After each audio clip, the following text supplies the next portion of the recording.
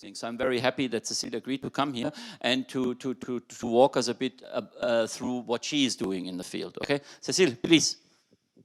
I really want to take a look to bring awesomeness to your business and really understand what's going on in terms of talent retentions, because we are now in challenging time and we need to understand the importance of people-oriented management. So it's not only for your company success, but also our own well-being. So Ceicia, it's a little story, but it comes really from my name, because Cecile is the saint patron of a musician. So, for example, in Roma, you have a Basilica San Cecile, but they say San Cecilia in Italian or in Spanish. But Cecile is the French version, and Ceicia is the Gaelic. So that's how the name came. And why the bird? It's because from South America, maybe some of you know, there is a bird called the quetzal. Do you know about this bird? If you put him in a cage, he lets himself die. So basically, I was thinking that only our mind is our limit. And in a company, if you put limits or limitation on yourself, on your staff, then you cannot go beyond. And you need to move with your environment. So that's the whole idea of it. I would like really to emphasize that to increase your company efficiency, you need to keep your talent. And also your customer delighted, because without customer, we cannot have a company, but without companies, we cannot have employee. Everything comes together. So the idea is to really bring passion, success, and harmony. I really like the word harmony because it comes to the music, but we all know that if an orchestra is not well set up, the music will be like horrible to listen. So it's the same with a company. It's like a supply chain. We all know in logistics that if one part of a logistics supply chain doesn't work, the goods will never arrive. And I think it's the same in a company. You have a lot of departments, and they need to orchestrate together and work together to succeed and reach the goal. So what I like to emphasize as well is all the hidden part of the iceberg. I think in 2020, we were not ready with what happened with the COVID. I come back on this because, especially in logistics and supply chain, it was a disaster at some point. Emphasize the difficulty to recruit and retain talent, because you can recruit anyone, but how do you keep the right people? And then we need also to discuss about the dysfunction. The dysfunction, I think, are keys, and we don't have time on our daily tasks to take a look at it, but it can affect, I would say, a daily task that you do every day. But if this dysfunction keeps coming in, basically it can ruin like a person, because you keep communicating, the problem keeps coming, and there is an effect on the result, your time and the cost. So dysfunction are the key. We need to discuss it together. Then you have a deficient internal and external communication, because if you don't communicate properly with your clients, it will also have an impact on your brand image, your service quality, and the overall efficiency of the company. It's both sales. Okay, but how can you get profits if you don't have the right staff?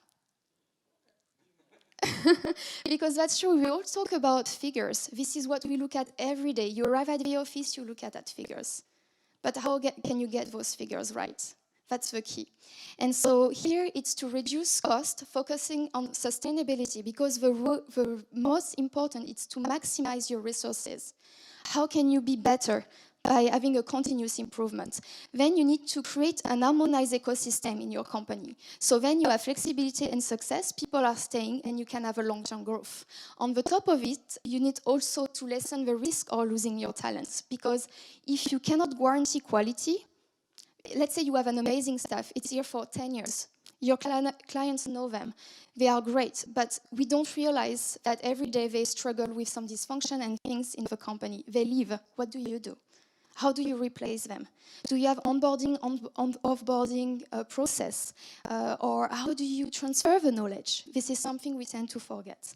And so basically, it is important for internal stability and also the image of the company to keep the So I will emphasize so much on the staff and how they feel in the company. One of the number one reasons and the main cause of resignation is actually the poor management and the difficult relationship with a direct manager. It's very difficult to actually spot that. But at some point, there is some manager, they are extremely good in what they're doing in terms of operation. But then they became a manager. Who trains them? Yes, they have a promotion, but are they good managers? It doesn't mean they are bad people, but do they know how to be managers? It's also something we need to look at, and it should not be overlooked because it can impact the whole performance of your company as well and of a team. Then you also have a lack of clear vision and values. Do you know in which direction you're going with your company? Does your staff know? Because if you know as a director, that's fine. But then when you communicate with the staff, do they know? Do they feel the same values and do they feel like they belong on the same boat? So that's few figures I would like to highlight. On the top of it, so Mike Grundy, I never met him, but I had a call with him on Monday because I've been recommended to talk to this person. And I think he has a very interesting profile. So in 2000, with a partner, he opened a company in Hong Kong. He knew he could not compete with US billion companies. But still, now they have 14 markets, 460 employees. And guess what's the key for them? It's the people. The value of their companies, they are all about keeping the people. So I'd like to ask you a question.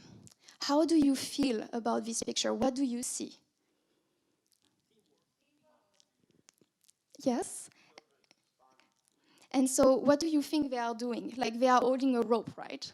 What is this game when you hold the rope and you need to go into a certain direction to win? You need a team to go in the same direction. If you don't pull the rope in the right direction, what's going on? Or if you just stop holding the rope. Yeah. So the company is the same. We all need to go in the same direction. It's a bit an image, but I quite like this picture because of the deepness of it. And so delivering value through people chemistry. To come back to Mike Grundy, the person before. This is actually the slogan of their company. They are a chemistry company, of course, but it's very smart. Delivering value through people chemistry. It's all what we should do in our corporation to implement. You have a vision, you set the direction, you trust your team to go toward this direction. Of course, you check on them to see how they feel, and then you learn. You teach them learning and development. So about Ceicia, what I want to emphasize is that whatever the size of your company, there is things to do. Because let's say you are 5 people company, but you want to grow. You need to discuss about what will be the strategy, what will be the process, what will happen if I grow too fast. Because if you have suddenly too many clients, it's good, but how can you cope with the same service and be as good as you were when you were 5 people? So the goal is really to understand that it is a program to bring growth, progress, and sustainability to your corporation, whatever the size of your company, we adapt. I have 4 values: humanity, synergy, fairness, and honesty, and go beyond. It's how I build the company, mostly. It's what is the most important as a personal values. And the go beyond is related to the bird, because only our mind is our limit, and we should never forget that we should step sometimes out of our comfort zone. Thank you very much for your time.